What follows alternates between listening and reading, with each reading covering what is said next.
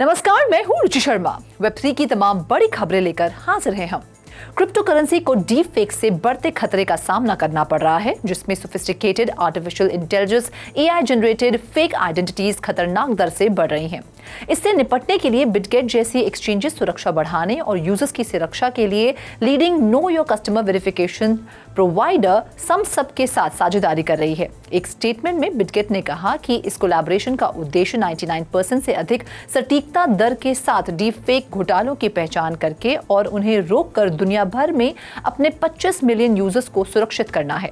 समसब Bitget को identity verification, facial biometrics, non doc verification और database validation प्रदान करेगा। बढ़ते हैं अगली खबर की ओर। डिजिटल एसेट इंडस्ट्री की सबसे बड़ी कंपनी टेथर ने XREX ग्रुप में $18.75 मिलियन के स्ट्रेटेजिक इन्वेस्टमेंट की घोषणा की है, जो एक fully regulated blockchain enabled financial institution है।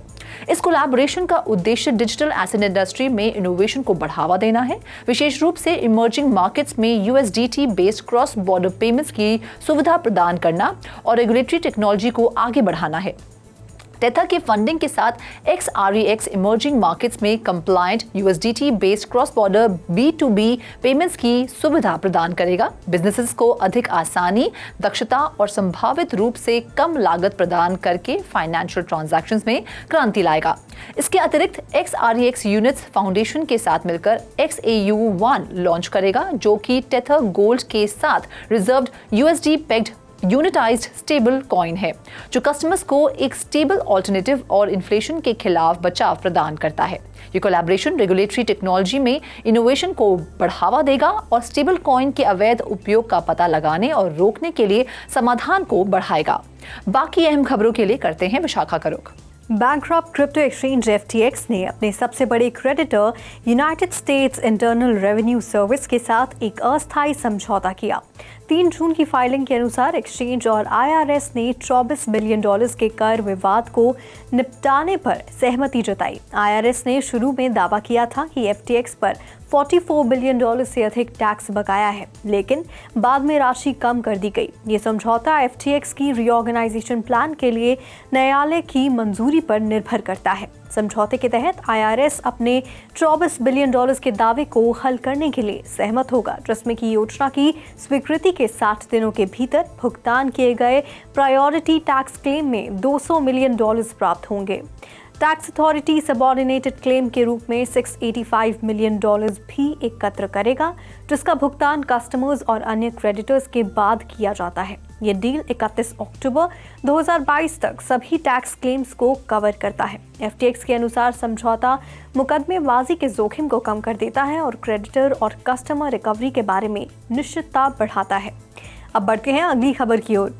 ब्लॉकचेन टेक्नोलॉजी, डिजिटल एसेट्स और उनके पोटेंशियल यूज केसेस की बात करें तो यूरोपीय संघ तेजी से आगे बढ़ रहा है।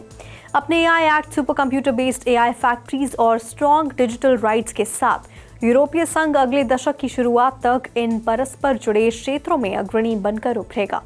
यूरोपियन कमीशन ने अब एक नई legal entity, the European digital infrastructure consortium का निर्माण करके चीजों को आधिकारिक बनाने का निर्णय लिया है, ताकि लागतों को साझा करना और नेटवर्क को नियंत्रित करना आसान हो सके। EDIC में होस्ट बेल्जियम के अलावा Croatia, Cyprus, Greece, Italy, Luxembourg, Portugal, Romania और स्लोवेनिया सहित 9 सदस्य होंगे। पोलैंड ने इसमें शामिल होने का अनुरोध किया है। अगर वह इसमें शामिल होता है तो उसके 10 सदस्य हो जाएंगे। हालांकि यह निश्चित है कि कई अन्य ब्लॉकचेन आधारित पब्लिक सर्विसेज समय के साथ विकसित की जाएंगी, लेकिन अभी यूरोपीय संघ वेरिफिएबल क्रेडेंशियल्स पर ध्यान केंद्रित कर रहा है। इसमें व्यक्तिगत दस्तावेज, प्रोडक्ट्स और लीगल एंटिटीज शामिल हैं। ओवर टू यू रोशनी। दुनिया का सबसे बड़ा एसेट मैनेजर ब्लैक रॉक और मार्केट मेकर सिटाडेल सिक्योरिटीज ने कथित तौर पर टेक्सास में एक नया नेशनल स्टॉक एक्सचेंज शुरू करने में एक फर्म का समर्थन किया है। 4 जून की वॉल स्ट्रीट जर्नल की रिपोर्ट के अनुसार टेक्सास स्टॉक एक्सचेंज ने कथित तौर पर पहले ही लगभग $120 मिलियन का फंडिंग प्राप्त किया है और इस साल के अंत तक US सिक्योरिटीज एक्सचेंज कमीशन के साथ रजिस्ट्रेशन स्टेटमेंट्स दाखिल करने का इरादा रखता है। क्रिप्टो समर्थक राज्य का स्टॉक एक्सचेंज संभावित रूप से उन क्रिप्टो कंपनियों के लिए एक और विकल्प हो सकता है जो सार्वजनिक होने की तलाश में है। अब तक नास्डैक स्टॉक एक्सचेंज पर पहले से ही कई क्रिप्टो फर्म हैं जिनमें क्रिप्टो करेंसी एक्सचेंज कॉइनबेस के साथ साथ राइट प्लेटफॉर्म और मैराथन डिजिटल जैसी प्रमुख बिटकॉइन माइनिंग फर्म शामिल है। तो आज के इस खास सेगमेंट में फिलहाल इतना ही। ऐसी वेब3 से जुड़ी खबरों के लिए देखते रहिए 3.0 TV। ऐसी और ज़्यादा अपडेट्स के लिए हमारी वेबसाइट www.3worldstv.io पर लॉग ऑन करें या फिर स्कैन करें QR कोड। Thank you.